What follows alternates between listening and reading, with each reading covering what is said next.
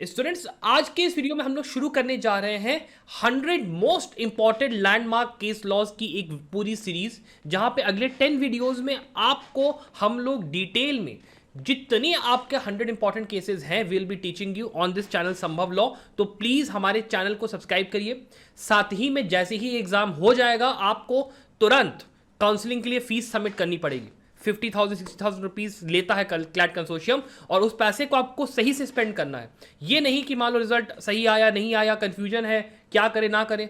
अगर आपको जरा भी डाउट है उस चीज में तो प्लीज हमारे चैनल को सब्सक्राइब करिए, बिकॉज मैं रोजाना यहां पर लाइव सेशन करने वाला हूं after the exam has happened. रोज हम लोग काउंसलिंग की बात करेंगे, जो आप लोगों के डाउट्स होंगे वो free of cost live session में सॉल्व करूंगा। तो जाके चैनल को सब्सक्राइब जरूर करिए।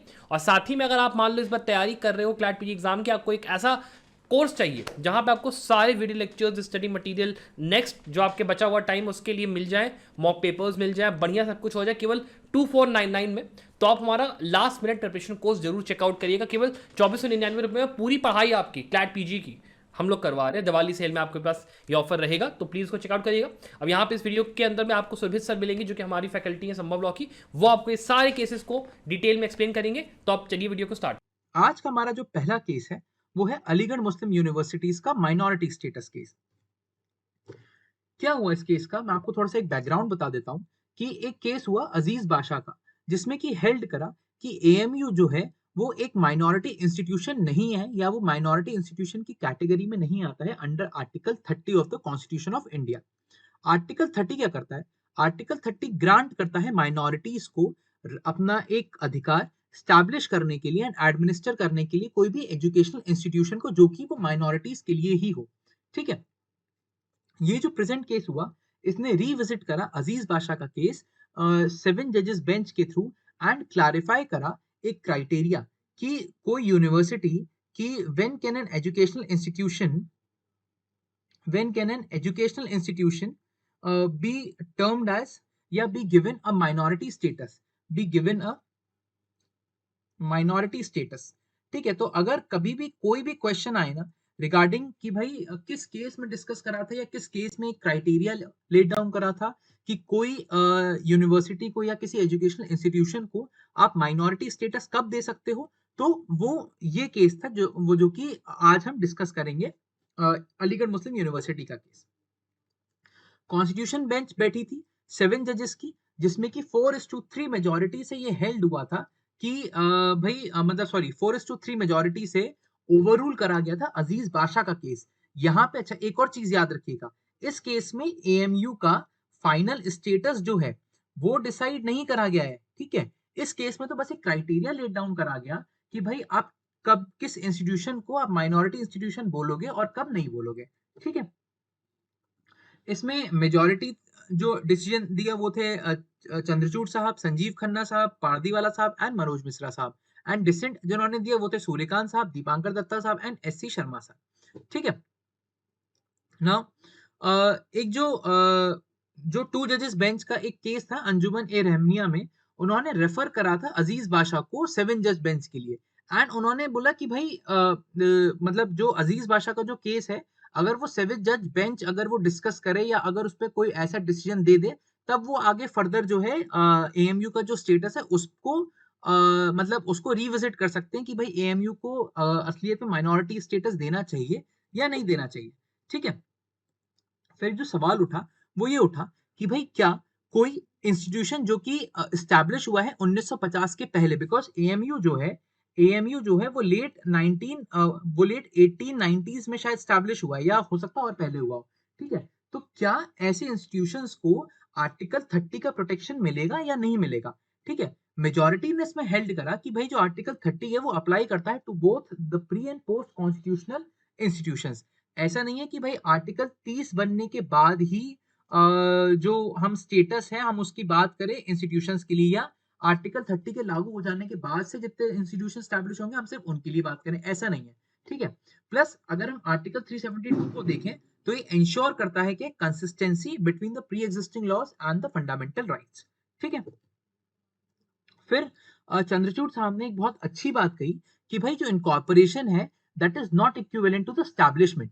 ठीक है, इनकॉर्पोरेशन हो सकता है किसका कभी भी हो, 17 मतलब 1700s में हो या 1800s में हो, लेकिन कोई इंस्टीट्यूशन माइनॉरिटी इंस्टीट्यूशन कहलाएगा या नहीं कहलाएगा, या किसी इंस्टीट्यूशन को आप माइनॉरिटी इंस्टीट्यूशन का के तौर पे स्टैब्लिश कर सकते हो या नहीं कर सकते हो, तो ये पूरा एक अलग पर्सपेक्टिव है।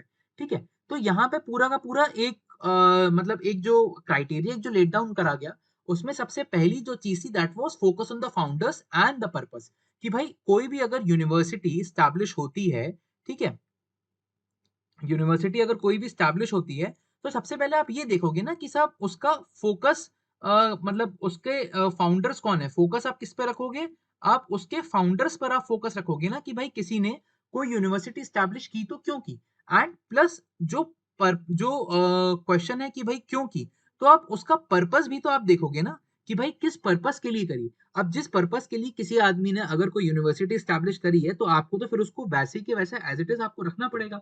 ठीक है, अब एक जो इंडिकेशन था या एक जो क्राइटेरिया था जो लेट डाउन करा गया किसी इंस्टीट्यूशन को माइनॉरिटी इंस्टीट्यूशन कहलाने के लिए, वो क्या करा गया, सबसे पहले who conceived and initiated the institution, किसका आइडिया था, हु वाज द फाउंडर, या हम कह लें कि भाई स्टैब्लिशमेंट किसका था, ऐसा सोचा किसने कि भाई ऐसा कोई एक इंस्टीट्यूशन होना चाहिए।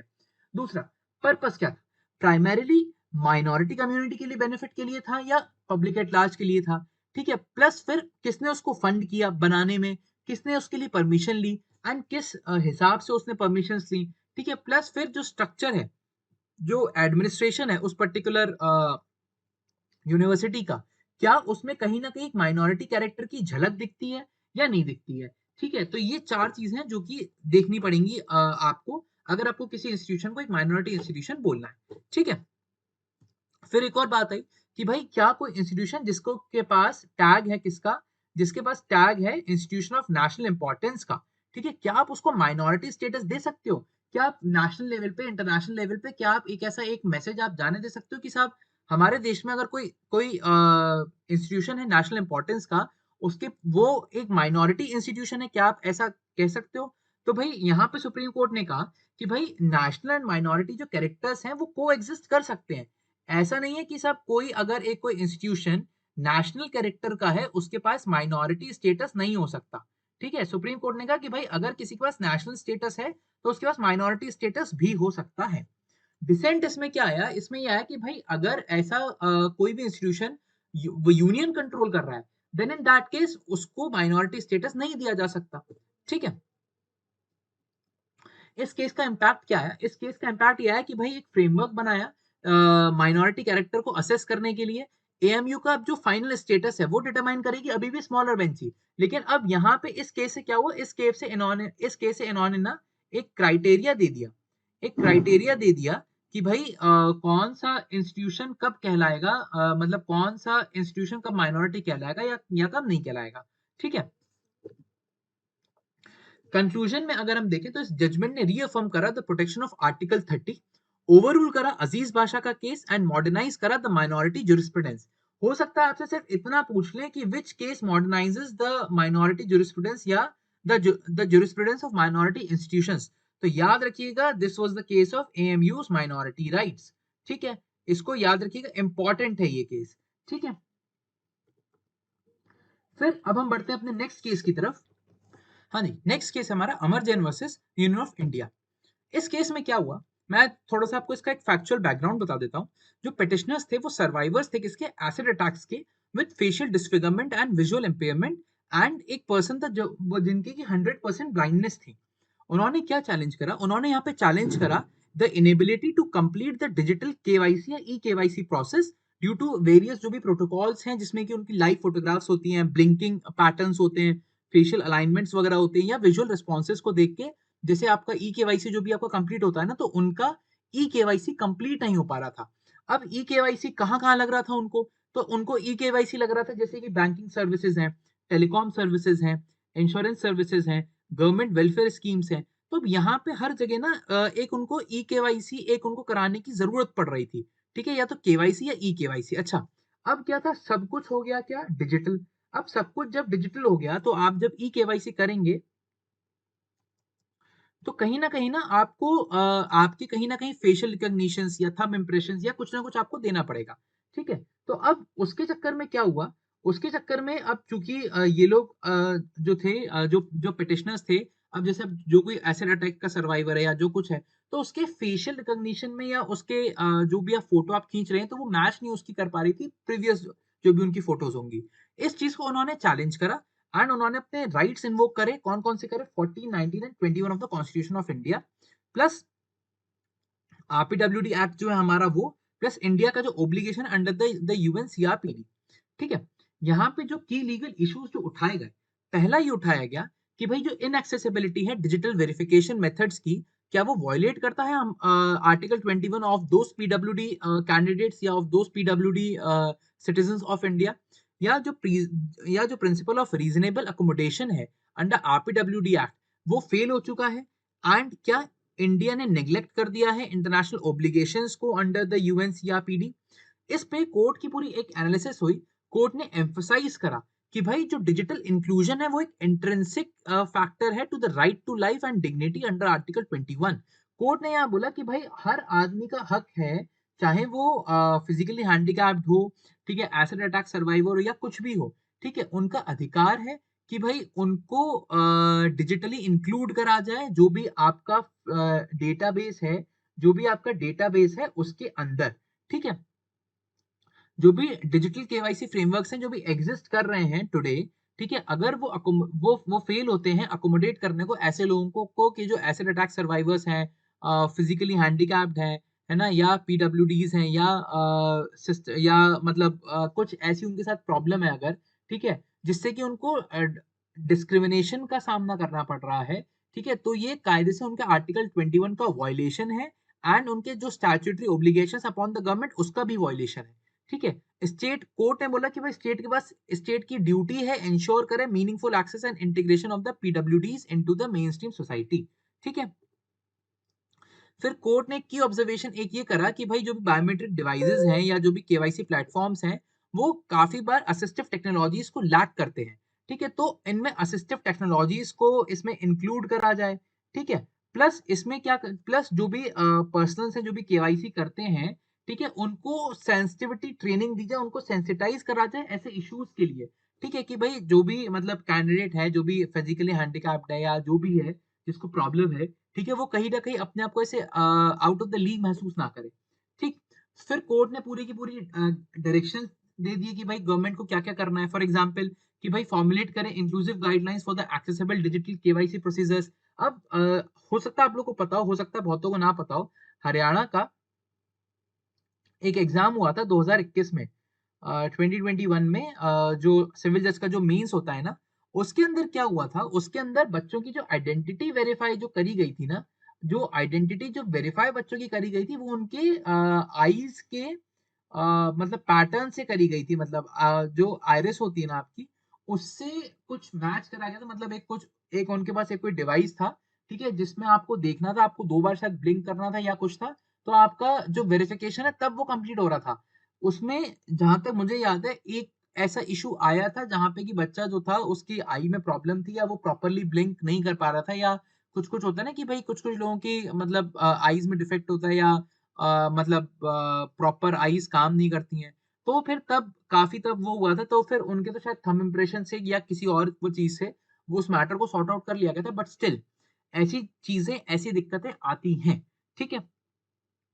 फिर कोर्ट ने बोला कि भाई अल्टरनेटिव लाइवनेस वेरिफिकेशन मेथड लाइए, जैसे वॉइस कमांड हो गया, जेस्चर्स हो गया, ठीक है, अवेलेबिलिटी करिए किसकी, ऑफलाइन केवाईसी ऑप्शन की, जैसे कि पेपर बेस्ड हो गया, फिजिकल मोड्स हो गए। ऐसा नहीं कि साहब आपने सभी कुछ डिजिटल कर दिया, अब अगर कोई आदमी डिजिटल नहीं कर पा रहा है तो उसके लिए फिजिकल मोड भी अवेलेबल नहीं है।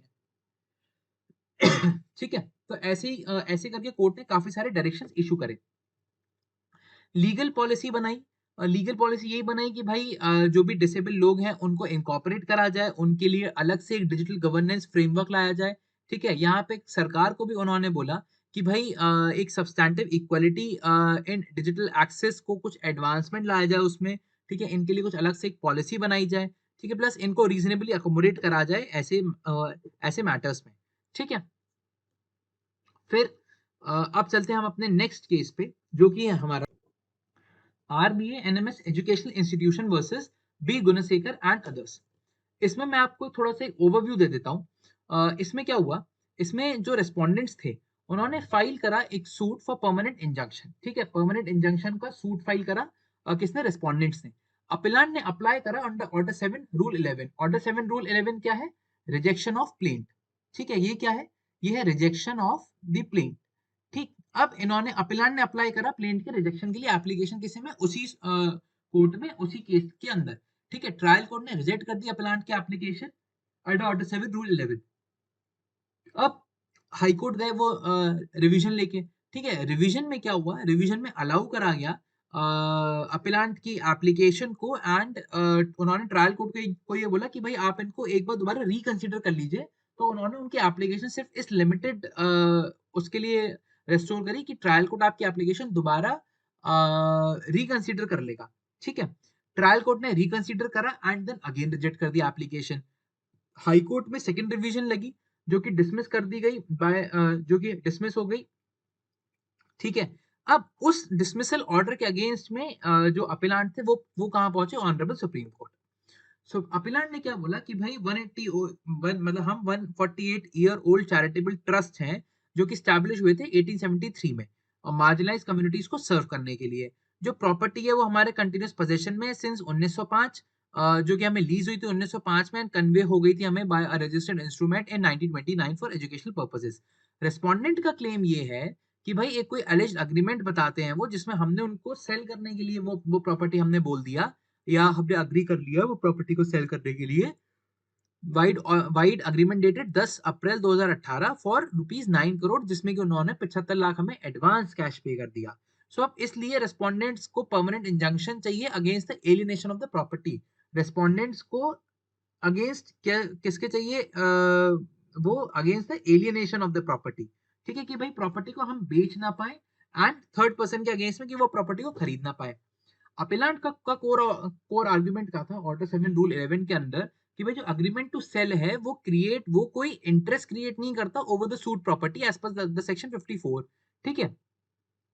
प्लस सेक्शन 53 ए के अंदर जो प्रपोज वेंडी है वो लोकस स्टैंडा लैक करता है अगेंस्ट द थर्ड पार्टीज, ठीक है। प्लस जो एक सूट फॉर इंजंक्शन होता है, it is not maintainable when title is disputed specially without seeking declaration.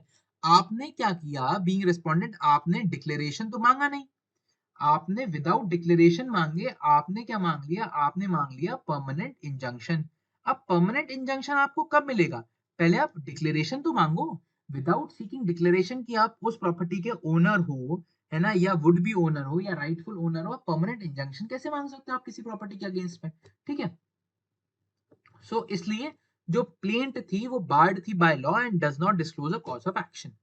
Respondent का कोर आर्गुमेंट क्या था कि भाई जो ऑर्डर 7 रूल 11 की जो एक स्टेज होती है ना, ठीक है, वहां पे कोर्ट को बस प्लेंट के अवर्मेंट्स पढ़ने हैं एंड डिफेंडेंट के ऑब्जेक्शन पढ़ने हैं, बस इससे ज्यादा नहीं नहीं बजाना। या डिफेंडेंट के जो ऑब्जेक्शन है वो पढ़ भर लीजिए, लेकिन जो डिफेंडेंट के ऑब्जेक्शन है वो इमटेरियल है, ठीक है। अगर प्लेंट के अवर्मेंट कोई कॉज ऑफ एक्शन अराइज कर रहे हैं या कोई कॉज ऑफ एक्शन उससे दिख रहा है, तो आप तो कॉग्निजेंस लो या आप तो केस को इंस्टीट्यूट करो, केस फाइल करो और आप तो फिर उस पर सुनवाई करो हमारे इंटरव्यू एप्लीकेशन पे, ठीक है। प्लस यहाँ पे ये भी बोला उन्होंने कि भाई जो रिजेक्शन ऑफ प्लेंट है वो बहुत ज्यादा एक ड्रास्टिक रेमेडी है, ठीक है। एंड जो बोथ जो लोअर कोर्ट से उन्होंने वैलिड कॉज ऑफ एक्शन पाया, मतलब हाई कोर्ट और ट्रायल कोर्ट ने, सो तभी जाके उन्होंने अपीलेंट की जो एप्लीकेशन है वो उन्होंने रिजेक्ट कर दी। सुप्रीम कोर्ट का इस पे एनालिसिस क्या था, सुप्रीम कोर्ट ने बोला कि भाई देखिए इंडिपेंडेंट एंड स्पेशल रेमेडी जो है समरीली डिसमिस करने की सूट्स को, वो ट्रायल कोर्ट के पास है, नो डाउट, ठीक है। एंड उसका पर्पस ही ये है कि वो प्रोट्रैक्टिंग एंड मीनिंगलेस लिटिगेशन को खत्म करे, ठीक है। कोर्ट को एग्जामिन करे प्लेंट को एंड डॉक्यूमेंट को रिलाय करे जिसपे कि प्लेंट मतलब फाइल हुई है, एंड कोई कॉज ऑफ एक्शन आ रहा है कि नहीं आ रहा है ये देखें, ठीक है। एंड ये भी देखें कि भाई सूट जो है वो लॉ से बाढ़ तो नहीं है। प्लस फोकस किस पे रखना चाहिए कोर्ट को, वो रखना चाहिए on the substance and not मियर form, कि भाई एक्चुअल में वो मांग क्या रहे हैं। कई बार क्या होता है, इतनी क्लेवर ड्राफ्टिंग होती है किसी किसी मतलब सूट की, किसी किसी प्लेंट की, ठीक है, कि भाई उससे क्या है कोर्ट को कंफ्यूज नहीं होना है, ठीक है। कोर्ट को ये देखना है कि भाई उसका जो प्लेंट फाइल करी है उसका फाइनली कंक्लूजन क्या आएगा, उसका कंक्लूजन क्या आएगा, उसका फोकस किस चीज पे है।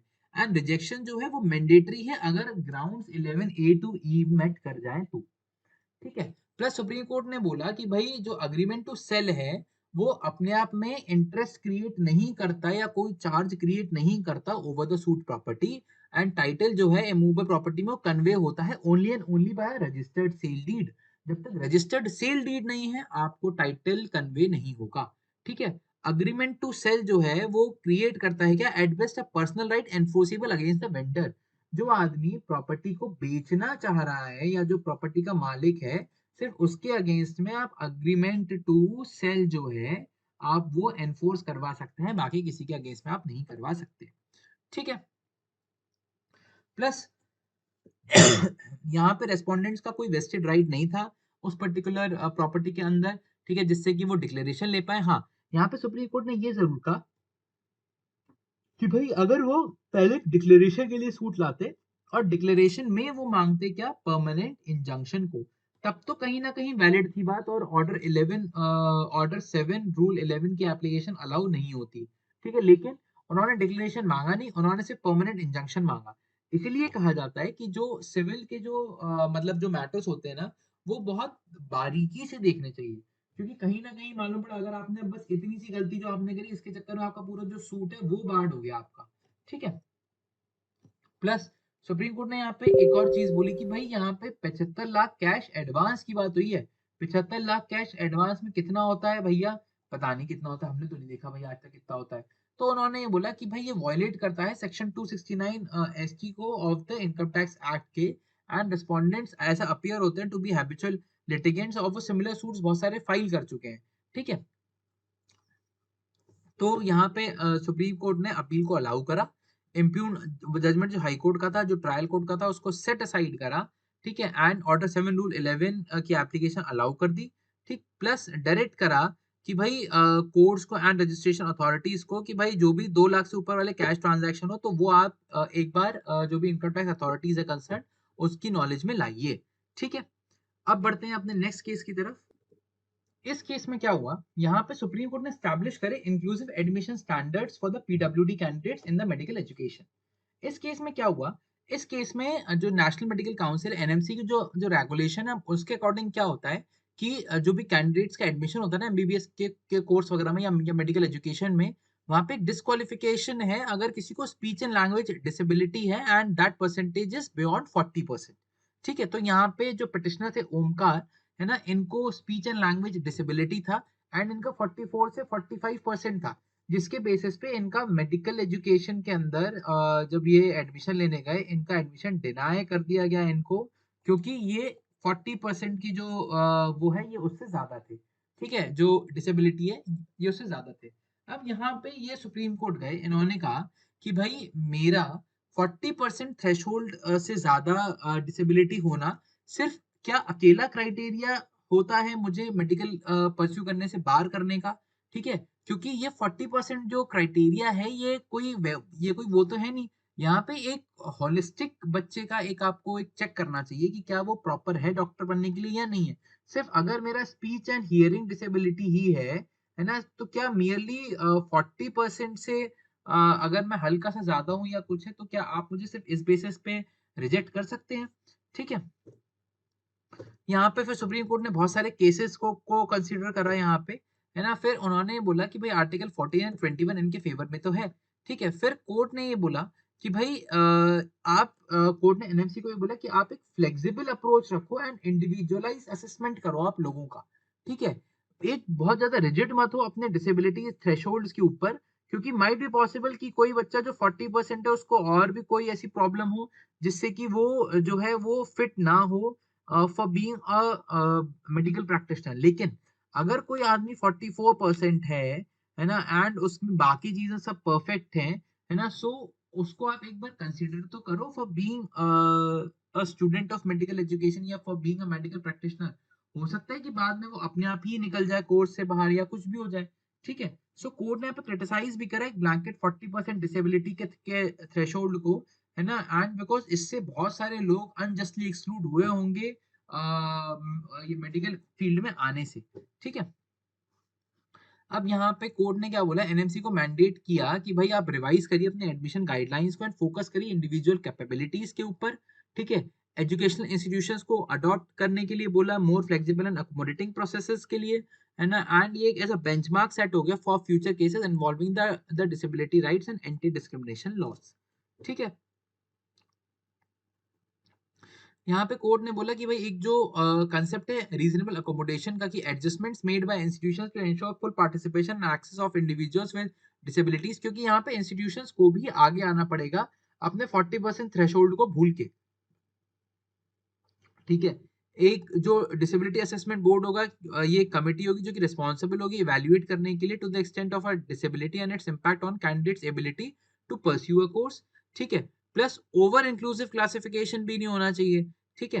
एंड एक स्पेसिफाइड मिनिमम डिसेबिलिटी परसेंटेज जो है जो कि 40% है, which is required for certain benefits, but which the court rule should not be the sole determinant of the eligibility. आप 40% क्राइटेरिया को सोल एलिजिबिलिटी डिस्क्रिशन नहीं मान सकते आप इसको, ठीक है। यहीं तक था इतना केस। एंड केस अच्छा है, केस को याद रखिएगा, ठीक है। गवई साहब का जजमेंट है, अच्छा जजमेंट है ना। एंड कहीं ना कहीं जो भी पीडब्ल्यूडीज हैं उनके लिए बहुत ज्यादा एक रिलीफ की बात आई है इस पर्टिकुलर जजमेंट के अंदर। अगर आप लोग से क्वेश्चन पूछ लिया जाए कि किस केस में एनएमसी के 40% जो एक मतलब एक जो परसेंटेज है या एक जो क्राइटेरिया है ना, किस केस में ऑनरेबल सुप्रीम कोर्ट ने कहा था कि भाई इस क्राइटेरिया से ऊपर उठ के भी आप कुछ करिए एंड इंडिविजुअलाइज असेसमेंट करिए आप बच्चे का, इंडिविजुअलाइज्ड असेसमेंट करिए आप किसका, बच्चों का, ठीक है। आगे बढ़ते अपने नेक्स्ट केस की तरफ। ये केस है आपका Anjum Qadri and another's versus union of India का। इसमें चैलेंज हुआ क्या, यूपी मदरसा एक्ट। क्या हुआ इसमें, इसमें कॉन्स्टिट्यूशनल वैलिडिटी चैलेंज करी गई of the UP Madrasa education act of 2004, ठीक है। ऑनरेबल सुप्रीम कोर्ट ने एग्जामिन करा relationship between the religion and education in a secular state, ठीक है। इलाहाबाद हाईकोर्ट ने इस केस में क्या करा था, स्ट्रक डाउन कर दिया था the entire act as unconstitutional. Allahabad high court ने पूरा जो का पूरा जो मदरसा एक्ट था, जो पूरा का पूरा जो मदरसा एक्ट था ना, उसी को अनकॉन्स्टिट्यूशनल घोषित कर दिया था। यहाँ पे सुप्रीम कोर्ट ने ये बोला कि भाई पूरा का पूरा एक्ट अनकॉन्स्टिट्यूशनल करने से क्या होगा, पूरा का पूरा एक्ट तो अनकॉन्स्टिट्यूशनल है भी नहीं। अनकॉन्स्टिट्यूशनल कब होगा पूरा का पूरा एक्ट, जब ये अगेंस्ट में हो किसके, the principles laid down by this constitution of India, ठीक है। यहाँ सुप्रीम कोर्ट ने स्टे कर दिया था हाई कोर्ट की रूलिंग को, क्योंकि बहुत सारी अपील्स पेंडिंग हो गई थी जो कि हाई कोर्ट के ऑर्डर की करेक्टनेस को चैलेंज कर रहे थे, ठीक है। यहाँ पे कोर्ट के सामने इशू क्या था कि जो मदरसा एक्ट है वो वायलेट करता है क्या principle of secularism and equality, या क्या एक जो बेसिक स्ट्रक्चर डॉक्ट्रिन है वो अप्लाई करी जा सकती है ऑर्डिनरी लेजिस्लेशंस पर, एंड क्या यूपी लेजिस्लेचर के पास कॉम्पिटेंस है एंटी 25 लिस्ट 3 के अंदर। अब इसमें क्या हुआ, आर्गुमेंट जो दिए गए वो ये दिए गए कि भाई एक डॉक्ट्रिन है, डॉक्ट्रिन ऑफ सेवरेबिलिटी, ठीक है। तो डॉक्ट्रिन ऑफ सेवरेबिलिटी के बेसिस पे आपको जितना लग रहा है कि भाई जितना एक्ट जो है वो अनकॉन्स्टिट्यूशनल है, ठीक है, उतने एक्ट को आप हटा दो, ठीक है। उसको आप सीवियर करके आप बाकी एक्ट को आप एज इट इज रहने दो। दिक्कत क्या, पूरा का पूरा एक्ट आपने क्यों अनकॉन्स्टिट्यूशनल कर दिया, ठीक है। और सिर्फ कन्फ्लिक्ट यहां तक का नहीं था, ठीक है। कन्फ्लिक्ट ये भी था कि भाई जो ये डिग्रीज जो ये देते थे ना, फाजिल की, कामिल की, as a higher education degrees, क्या वो वैलिड है या नहीं। तो कोर्ट ने कहा कि भाई ये वैलिड इसलिए नहीं है क्योंकि जो हायर एजुकेशन है वो सिर्फ डेल्ट होती है हमारे देश में यूजीसी एक्ट से। तो जब तक कोई चीज यूजीसी एक्ट में नहीं है तब तक वो इस एक्ट में नहीं हो सकती। हाँ, बाकी आपको बच्चों को जो कुछ भी पढ़ाना हो मतलब प्राइमरी एजुकेशन लेवल पे तो वो पढ़ा सकते हैं। एंड सुप्रीम कोर्ट ने ये भी कहा कि ऐसा कोई भी एक्ट जो है ना, वो सेक्युलरिज्म को या बेसिक स्ट्रक्चर डॉक्ट्रिन को वॉलिड नहीं करता है, ठीक है। सेक्युलरिज्म जो है वो उन्होंने बोला कि भाई इक्वलिटी का ही एक फेसेट है एंड स्टेट को इंश्योर करना चाहिए इक्वल ट्रीटमेंट सारे फेथ्स का, ठीक है। प्लस एक जो बेसिक स्ट्रक्चर डॉक्ट्रिन है वो सिर्फ कॉन्स्टिट्यूशनल अमेंडमेंट्स पर ही अप्लाई होती है, ऑर्डिनरी लॉज पर अप्लाई नहीं होती है, ठीक है। जो एक्ट है वो रेगुलेट करता है standards without interfering in the Madrasa administration and promote करता है पॉजिटिव सेक्युलरिज्म को, ऐसा बोलना है किसका, ऑनरेबल सुप्रीम कोर्ट का, ठीक है। बस एक ही उनको दिक्कत लगी कि भाई जो हायर एजुकेशन की जो डिग्रीज एक जो बढ़ रही है ना मदरसा आर्ट के अंदर, वो गलत है, क्योंकि वो प्योरली कहाँ से गवर्न होगा, वो प्योरली गवर्न होगा यूजीसी एक्ट से। ठीक है, आगे चलते हैं अपने नेक्स्ट केस की तरफ। हाँ जी, आज का सबसे अच्छा केस हमारा Pinky Meena versus the high court of judicature for Rajasthan at Jodhpur.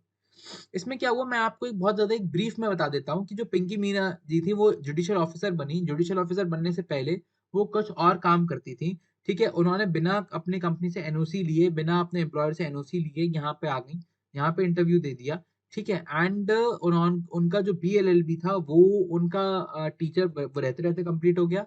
जो एलएलएम था वो भी उनका ऐसे कंप्लीट हो गया। ठीक है, तो जब एक टाइमलाइन एक जब निकाली गई तो टाइमलाइन में यही आया कि भाई जब वो टीचर थी तब भी वो कैसे वो पढ़ाई कर रही थी विदाउट एनी परमिशन। ठीक है, एंड जब वो टीचर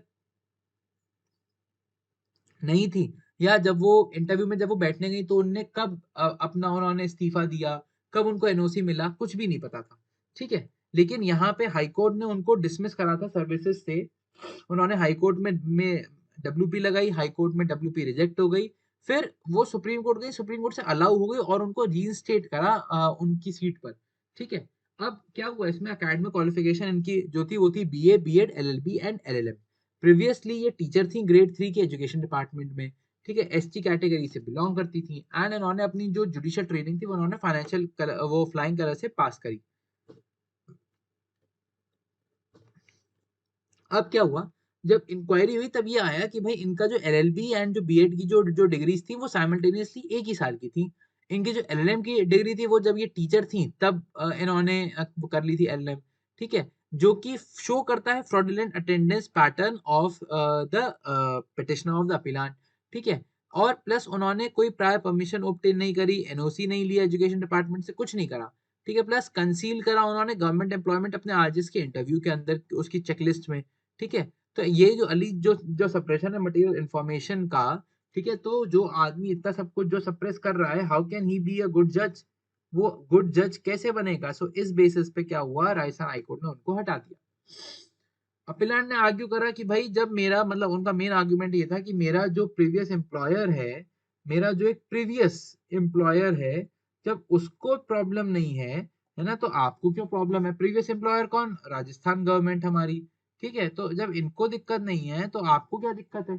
ठीक है, लेकिन फिर भी हाईकोर्ट ने तो इनको हटा दिया था। सुप्रीम कोर्ट ने ये बोला कि भाई चूंकि इनको प्रॉपर रीजनिंग नहीं दी गई, इनको प्रॉपर टाइम नहीं दिया गया मतलब आर्ग्यू करने का या अपना पक्ष रखने का, इस माने ये नहीं रख पाया अपना पक्ष। ठीक है, सो कहीं ना कहीं इसका वॉयलेशन हुआ किसका, प्रिंसिपल ऑफ नेशनल जस्टिस का। ठीक है,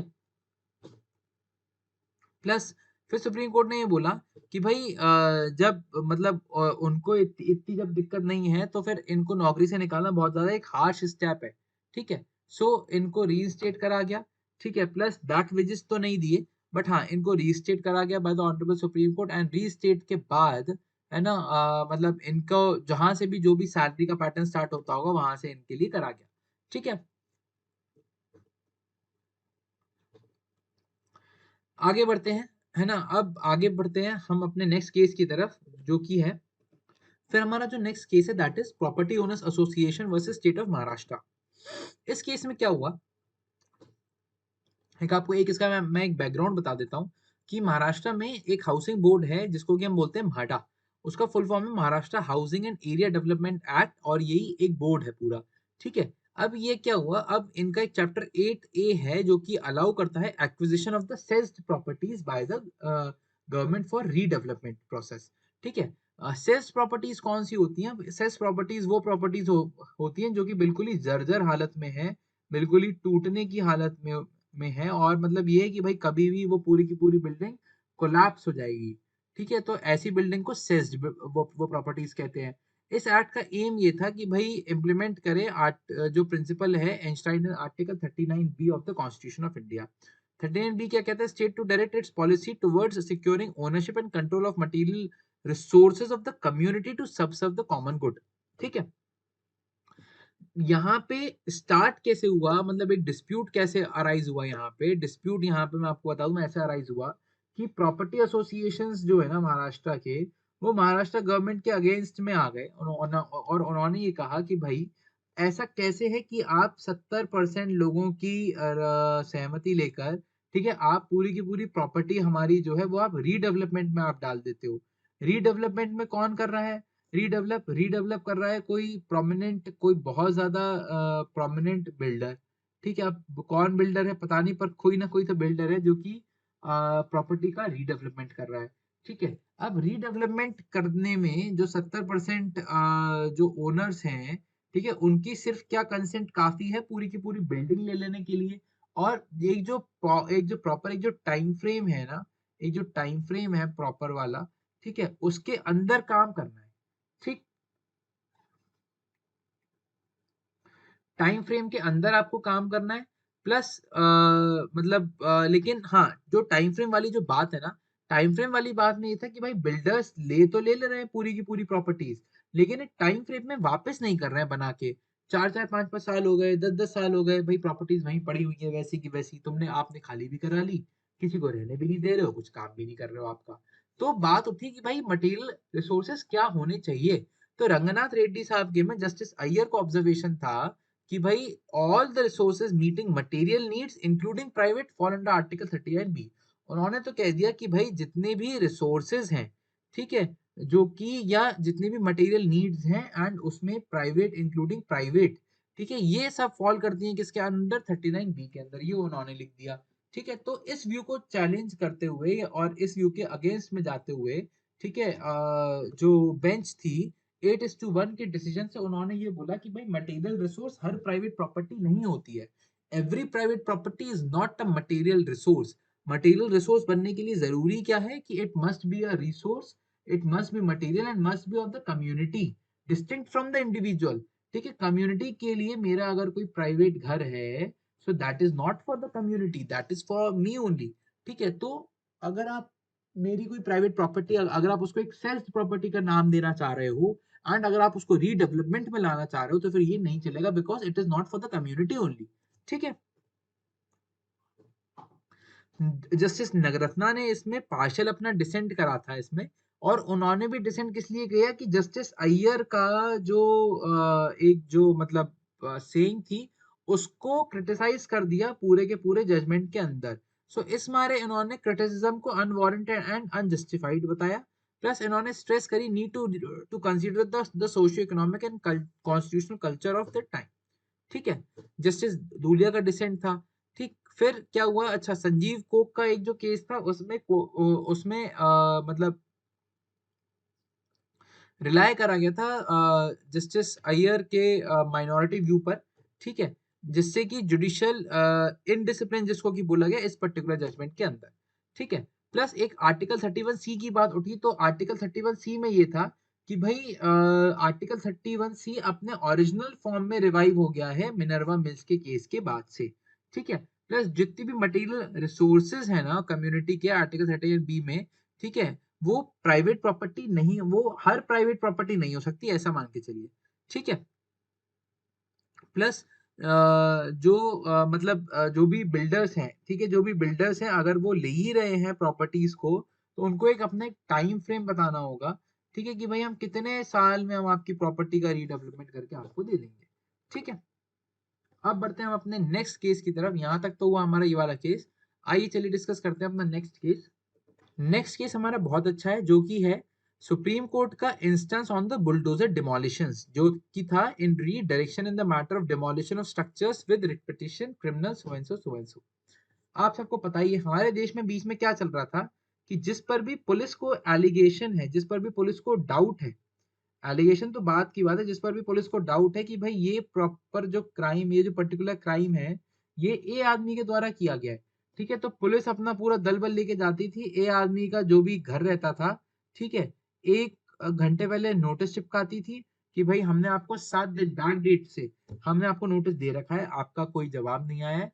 ठीक है, तो अब हम आपकी जो भी प्रॉपर्टी है हम उसको तोड़ना चालू करेंगे। तो ये आते थे, बस ये प्रॉपर्टी अगर ये मेरा पूरा घर है, ये उसको तोड़ना चालू कर देते थे। ठीक है, तोड़ रहे हैं एंड कोई सुनवाई नहीं, कुछ नहीं।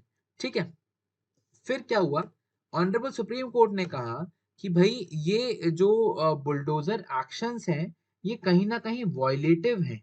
These are somewhere violative of Article 14 and 21 of the constitution of India. Plus यहाँ पे सुप्रीम कोर्ट ने एक ये भी बात कही कि भाई आपको सिर्फ एफआईआर में नाम आ जाने से how can you reach to a conclusion कि भाई इसी ने काम किया है और इसी की प्रॉपर्टी को डिमोलिशन करना है, कैसे? दूसरी चीज कि भाई एफआईआर में नाम आ जाने से डजंट मीन्स ना कि जो आदमी है वो ही कन्विक्टेड आदमी है, ऐसा तो है नहीं, मतलब वही अक्यूज्ड है, ऐसा तो है नहीं। माइट बी पॉसिबल कि भाई कोई और अक्यूज हो सकता है। अब अगर कोई और अक्यूज हो सकता है तो आप किसी और का आप घर क्यों तोड़ो? ठीक है, तो अब इसमें बहुत सारे ऑब्जर्वेशन दिए ऑनरेबल कोर्ट ने against the bulldozer demolitions, and bulldozer demolitions को उन्होंने बिल्कुल ही मतलब इलेजिटिमेट काइंड ऑफ उन्होंने ठहराया है। ठीक है, प्लस उन्होंने ना ये भी बोला है कि जो एग्जीक्यूटिव है वो जुडिशरी का रोल नहीं कर सकती।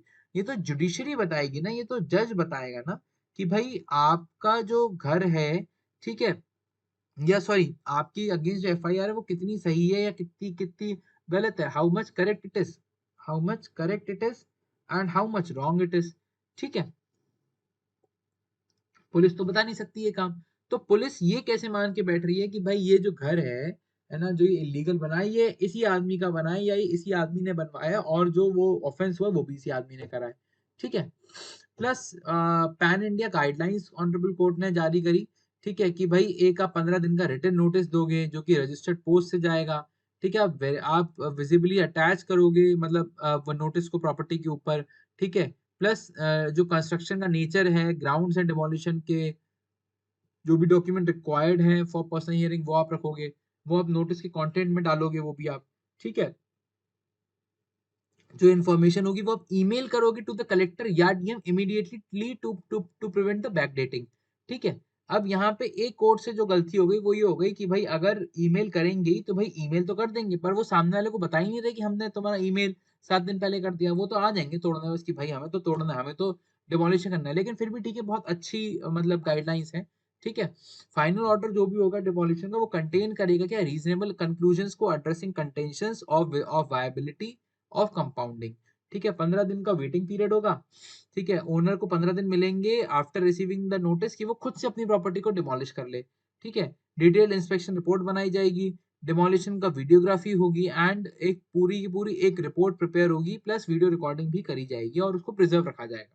ठीक है, अब डिजिटल कंप्लायंस जो भी म्युनिसिपल अथॉरिटीज हैं वो उनको स्टैब्लिश करना पड़ेगा एक अपना एक digital portal for the demolition related documents with in 3 months. ठीक है, रिस्पॉन्सिबल जो भी ऑफिसर्स होंगे वो पर्सनल कॉस्ट पे करेंगे, यहाँ तक सुप्रीम कोर्ट ने कह दिया है। कोई कुछ नहीं साहब कि साहब ऐसा वैसा कुछ नहीं, आपने गलती करी है, आपने सुप्रीम कोर्ट के ऑर्डर का वायलेशन करा है, आप जानो। ठीक है, अब आगे, अच्छा ये जो केस था बहुत ज्यादा इंपॉर्टेंट है, इसके आप लोगों को ब्रीफ फैक्ट्स भी आपको पता ही होंगे इसके। ठीक है, सो मतलब मेरा मानना ये है कि जो ये बुलडोजर एक्शन वाला जो ये केस है इसको एक बार इसको नजर मार के इसकी जाइएगा ही जाइएगा एग्जाम देने अपना। ठीक है, आगे बढ़ते हैं अपने नेक्स्ट केस की तरफ। हाँ जी, हमारा आज का नेक्स्ट एंड लास्ट केस है, सुप्रीम कोर्ट ने जो गाइडलाइंस जारी करी थी for the disbursement of unclaimed compensation. इसमें क्या हुआ, इसमें ये हुआ कि भाई जो भी जो हमारे motor accident claim tribunals and जो लेबर कोर्ट्स है ना, उसमें क्या होता है कि जो भी पिटिशंस फाइल होती हैं, जो भी कुछ होता है, तो कहीं ना कहीं आपको एडवांस जमा करना पड़ता है या कोर्ट फीस आपको एडवांस में पे करनी पड़ती है, कुछ करना पड़ता है, प्लस जो पैसा जो आ रहा है मतलब अक्यूज से, ठीक है, वो क्लेमेंट को दिया जाता है, सब करा जाता है। तो इसमें क्या होता है ना, वो लोग एमएसीटी के पास ही अपना डिमांड ड्राफ्ट डिपॉजिट करवा देते हैं जो कि पड़े रहते हैं सालों सालों उस अकाउंट में। ठीक है, क्योंकि जो लेजिटिमेट क्लेमेंट था उसको वो मिला नहीं, वो एप्लीकेशन वगैरह लगाता रहेगा या उसको याद भी नहीं है, कुछ भी नहीं है। बहुत सारा ऐसा अमाउंट था जो कि पड़ा हुआ था बैंक्स में। ठीक है, या एमएससीटी के पास या ये लेबर कोर्ट्स के पास जो कि अनक्लेम्ड है, उसका कोई क्लेमेंट ही नहीं आ रहा। ठीक है, तो फिर यहाँ पे सुप्रीम कोर्ट ने बकायदा सो मोटो चीज का कॉग्निजेंस लिया और उन्होंने ये कहा कि भाई कोई ना कोई प्रैक्टिकल सोल्यूशन ढूंढना पड़ेगा फॉर डिस्बर्सिंग दीज फंड्स। ठीक है, अपेक्स कोर्ट ने एक्नॉलेज करा greater concern of successful Clements being deprived of their rightful compensation. जो भी सक्सेसफुल क्लेमेंट्स है ना, उनको भी उनका राइटफुल कंपनसेशन नहीं मिल पा रहा था। ठीक है, क्योंकि कहीं ना कहीं प्रोसीजरल मिस्टेक थी कहीं ना कहीं कि भाई आप पहले एफडी जमा कराओगे, आरडी जमा कराओ, मतलब एफडी जमा कराओगे, फिर एफडी वहां पड़ी रहती है, फिर एफडी कब जाएगी, कब जाके एफडी का भाई एनकैशमेंट होगा, फिर वो एनकैशमेंट होकर कब फिर क्लेमेंट के खाते में जाएगी, तो लंबा प्रोसेस हो जाता था।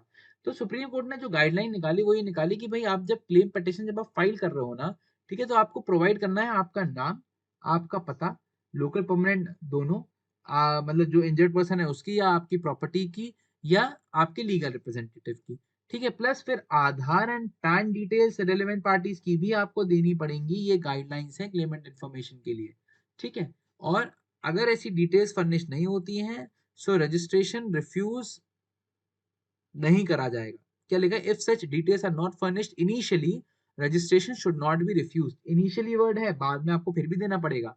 MSc tribunals can direct applicants to furnish this information by issuing notices, ठीक है। डिसबर्समेंट प्रोसेस पर भी गाइडलाइंस आ गई कि भाई जो भी इंटरिम या फाइनल कंपेंसेशन ऑर्डर है, ट्रिब्यूनल्स को बैंक से रिक्वेस्ट करनी पड़ेगी कि भाई अकाउंट डिटेल्स भेजें आप एंटाइटल्ड पर्सन का, ठीक है। जो रिक्वायर्ड डॉक्यूमेंट्स होंगे जैसे बैंक का सर्टिफिकेट और copy of the cancel cheque वो भी लगेगा आपको। सो मतलब यहाँ पे all in all supreme court ने गाइडलाइंस इशू कर दी है, आप लोग देख लीजिएगा।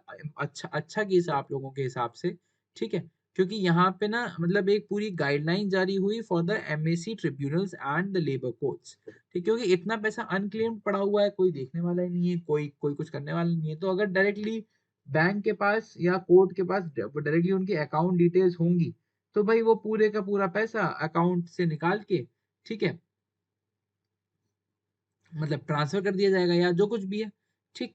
सो मतलब केस अच्छा था, सुप्रीम कोर्ट ने अच्छी गाइडलाइंस दी, ठीक है। अकाउंट से प्रॉपर डिसबर्समेंट का एक जो चैनल था वो खोला यहाँ पे, ठीक है। सो केस अच्छा है, इसको आप एक बार देख के चले जाइएगा, ठीक है। सो आज का हम अपना लेक्चर यहीं तक रखते हैं। नेक्स्ट वीडियो में हम डिस्कस करेंगे बाकी आपके साथ 10 केस लॉस। सो तब तक के लिए thank you so much and keep watching संभव लॉ।